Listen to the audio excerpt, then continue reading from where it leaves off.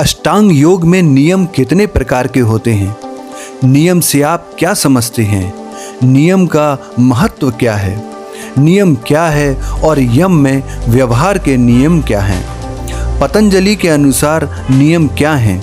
मेरे दोस्तों, यह सारी जानकारी आपको मिलेगी इस वीडियो के अंदर, तो वीडियो में अंत तक बने रहिए क्योंकि आज का हमारा सफ़र है अष्टांग योग के वॉल्यूम नंबर 3 का।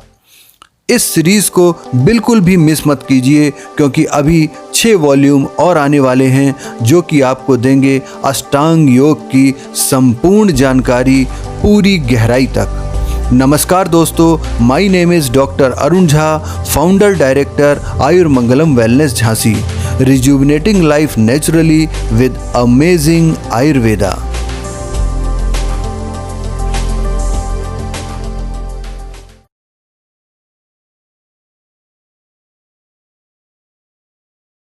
शौच संतोष तपः स्वाध्याय ईश्वर प्रणिधानानि नियमः। शौच संतोष तप स्वाध्याय और ईश्वर प्रणिधान नियम कहे जाते हैं। जहाँ यम निवृत्ति मूल साधन है, वहीं नियम प्रवृत्ति मूलक साधन माने जाते हैं जो कि 5 हैं। पहला शौच, शरीर और मन की शुद्धि। दूसरा संतोष, संतुष्ट और प्रसन्न रहना। तीसरा तप, स्वयं से अनुशासित रहना। चौथा स्वाध्याय, आत्मचिंतन करना। पांचवा ईश्वर प्रणिधान, ईश्वर के प्रति पूर्ण समर्पण, पूर्ण श्रद्धा होनी चाहिए। तो आइए एक एक कर जानते हैं हम सभी नियमों के बारे में, जिसमें सबसे पहला नंबर आता है शौच का। यह अर्थे शुचि ही सह शुचि। मनुस्मृति। मनुस्मृति नामक ग्रंथ में मनुष्य के आचरण के संबंध में बहुत सी बातें कही गई हैं। सामाजिक जीवन में जिनके महत्व को नकारा नहीं जा सकता है, जिसके अनुसार बाह्य दिखावटी स्वच्छता से कहीं अधिक महत्व आंतरिक अर्थात मन और बुद्धि के स्तर की स्वच्छता का है। पानी, मिट्टी आदि के द्वारा शरीर, वस्त्र, भोजन और मकान आदि के मल को दूर करना वाह्य शुद्धि मानी जाती है, जबकि सद्भावनाओं, मैत्री, करुणा, मुदिता आदि से की जाने वाली शुद्धि आंतरिक शुद्धि मानी जाती है। यहाँ शौच से 2 तरह की शुद्धि की क्रिया को स्वीकार किया गया है। पतंजलि मानते हैं कि बाह्य शौच से अपने ही शरीर के अंगों के प्रति आसक्ति नहीं रह जाती और दूसरे से संसर्ग करने की इच्छा भी जाती रहती है। वहीं आभ्यंतर शौच से मन की प्रफुल्लता, एकाग्रता, इंद्रिय विषय एवं आत्मदर्शन की योग्यता आदि क्रमशः प्राप्त होने लगती है। शौच के बाद दूसरा नियम है संतोष। संतोषम परम सुखम, अर्थात सुख की इच्छा करने वाला व्यक्ति परम संतोष को धारण करके संयमित जीवन व्यतीत करे, क्योंकि संतोष ही सुख का मूल है और उसके विपरीत असंतोष दुख का कारण है। कर्तव्य का पालन करते हुए उसका जो कुछ परिणाम उपलब्ध हो एवं प्रारब्ध के अनुसार अपने आप जो कुछ प्राप्त हो, इतना ही नहीं, जिस अवस्था एवं परिस्थिति में रहने की स्थिति प्राप्त हो उसी में संतुष्ट रहना, किसी भी प्रकार की तृष्णा न करना संतोष है। इसे ऐसे भी कहा जाता है कि विषय वासना के परित्याग से, तृष्णा रहित होने से उत्पन्न सुख संतोष है।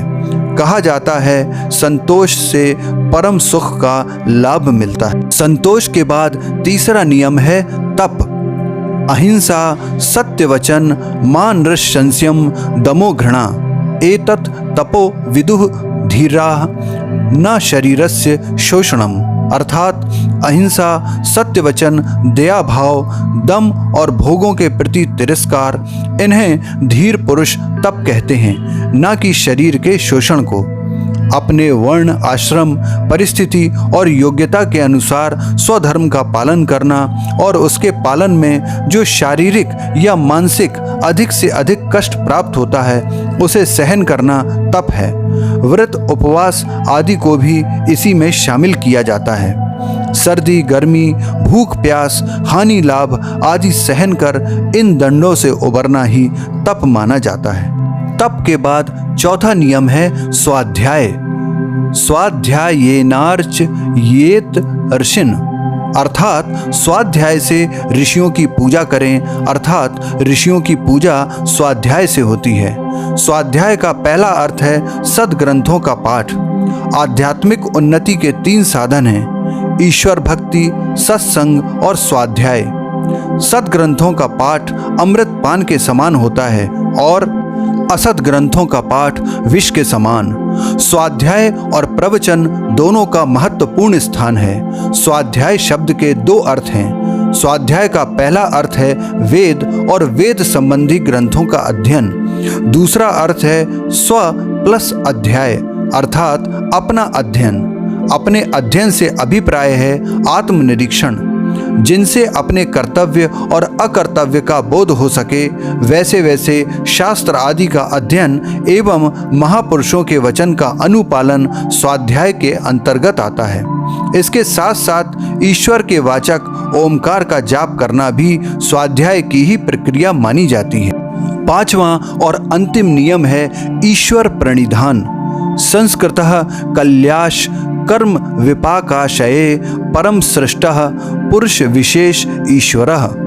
योग दर्शन का यह सूत्र ईश्वर की विशेषताओं को उस विशेष स्व के रूप में जोड़ता है जो किसी की बाधाओं, कठिनाइयों, क्लेश अक्लेश से अप्रभावित, अपारमित, अपरमस्ता, अतीत या किसी के वर्तमान कार्यों, फल, विपाक, विपाका और किसी के मनोवैज्ञानिक स्वभाव, इरादे, आशय, आशा, किसी के जीवन द्वारा बनाई गई परिस्थितियों से अप्रभावित है। फल की इच्छा का परित्याग, समस्त कर्मों का परम गुरु ईश्वर को समर्पण करना ईश्वर प्रणिधान कहलाता है।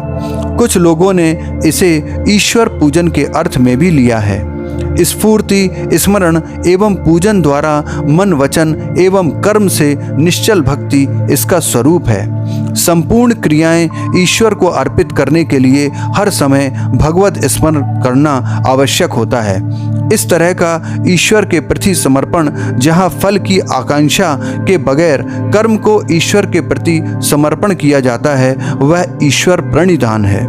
ईश्वर के नाम, रूप, लीला, धाम, गुण और प्रभाव आदि का श्रवण, कीर्तन और मनन ईश्वर प्रणिधान के अंग हैं।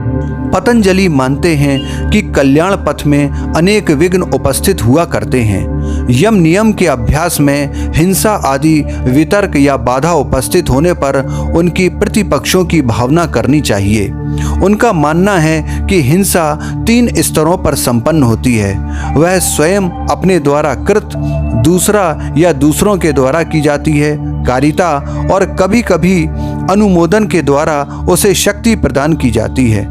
पतंजलि का मानना है यम और नियम के विरोधी यम नियम की साधना नहीं बाधा पहुंचाया करते हैं। ऐसा प्रतीत होता है कि ऐसे में उन्होंने एक मनोवैज्ञानिक क्रियाविधि के रूप में प्रतिपक्ष की भावना के अभ्यास की बात की है, जिसका अभ्यास बारंबार करने की बात की जाती है। इस तरह योग में नैतिकता के पर्याप्त आधार मौजूद हैं।